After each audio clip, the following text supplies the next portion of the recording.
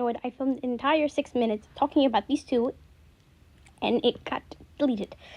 In my humbling opinion, I feel like these two are one of Disney Channel's worst relationships.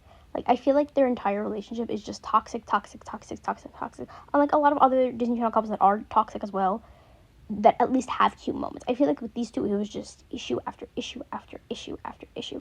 So obviously when he first comes into the show, they're serving the enemies to lovers, which, like, I'm not even gonna hold you. These two are like that idea of, like, in theory they're good, in practice they're not, you know? So, like, I'm not gonna hold you, I remember rooting for them in the beginning when they were, like, serving that, like, enemies to lovers, and, like, when she started to fall for him, when he started to fall for her, I was like, I was eating it up. I'm not gonna hold you, I was eating that up. And then they, like, finally kiss, and I was like, I remember watching it for the first time and, like, you know. And then he tells her that he has to leave to go do a movie. So you worked all that time to try to get, and again, it's his job and stuff like that, but, like, really? Why did you kiss her knowing you're gonna have to leave? Why did you kiss her knowing you have to leave? And then he, like, finally comes back. I don't remember if it's fall, I think it was the fall season. Then he finally comes back. And he tries to win her back. You know, he gives her flowers and baskets and all this other stuff. Like, he's trying to win her heart. And she's finally ready to give him a chance. And what does he tell her? Oh, by the way, I have to fake date someone else. I beg your pardon? You have to do what? You have to what? Then he goes and, like, he goes to does his press that he has to do for his movie. And he accidentally says that he's in love with Miley. So he admits to the entire world he's in love with her. So I'm not gonna hold you, that was a cute moment. And they finally get together. And then at some point when they're dating, Miley reveals that I think it's the next episode, she reveals that she's Hannah, and he reveals his real name is Leslie. And then, you know, she tells him, like, oh yeah, I like my normal life. So they finally go on, like, a public date, and what ends up happening is she doesn't like her lack of privacy. She don't like it. She don't like it at all. Yeah, which fair. Like, you know, the reason why she created Miley is so that she could be normal. You know. And obviously that's going to create complications between these two because, again, he's super famous. And so is she technically, but she doesn't want to have that, like, level of fame when she's Miley. You know, that's the whole reason why she created this persona. So then, what does he do? He tries to pretend to be normal for, like, a day, whatever. So, like, he spends the day, he gets a wig. Like, apparently in this universe, wearing a wig makes you a different person. But, so he gets a wig and he tries to be normal for an entire day. Yeah, no. So Miley doesn't like it, and Miley wants to break up with him. But instead of talking to him, what does she do? She tries to embarrass him at his next red carpet. Which, of course, does not end well. You know, so then he threatens to reveal her secret, which, like, hello? Like, I know she should have spoken to you and just broken up with you, but to get mad at her to the point where you want to sit here and reveal her secret knowing. The reason why y'all are even this mess is because she does not, like, want to live that public lifestyle. Red flag. Especially after she put up with everything else you've done at that point. Okay.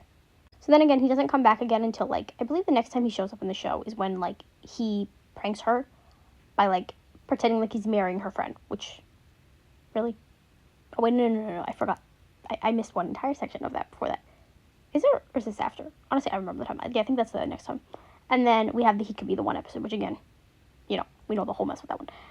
You know, and she's starting to fall for Jesse while she's still dating Jake. So she writes this song with Jesse, and she starts to, like, can't decide between the two of them. So she kind of, like, I really have no idea how much.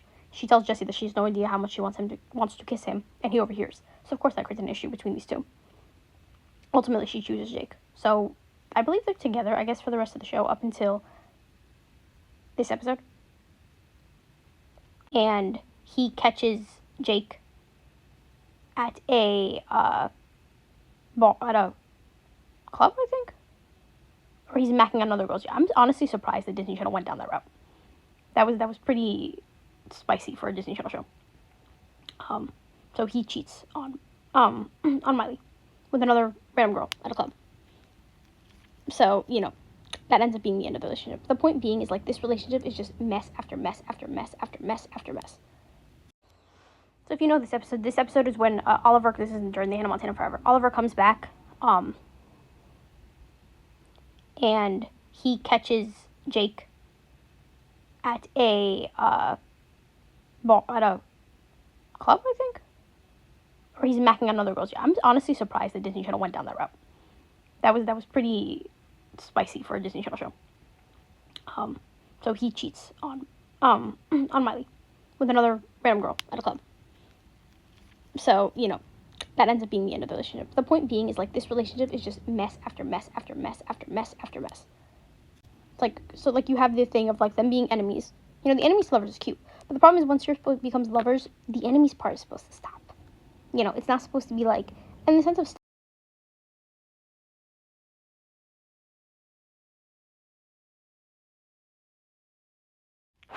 you have this entire thing where, like, they kiss for the first time, and then he leaves. And then he comes back. And he's supposed to be fake dating another girl. And they have a cute moment.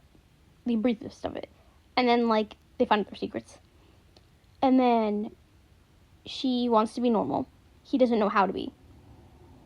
He tries to be. They fight. He threatens to expose her secret. And they break up. And then he pretends to get married to her friend. Then they have this moment where she starts to fall for someone else. And then he comes back and he's cheating.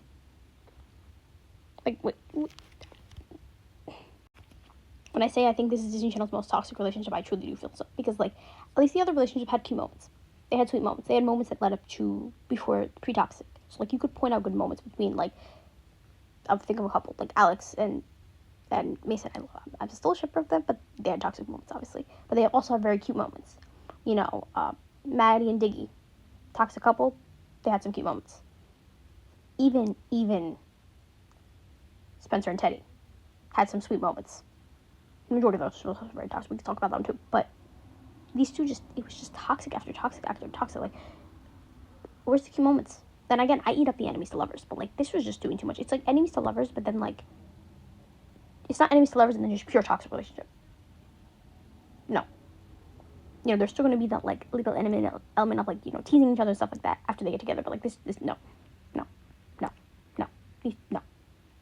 I don't know what Disney Channel was doing with this, but no.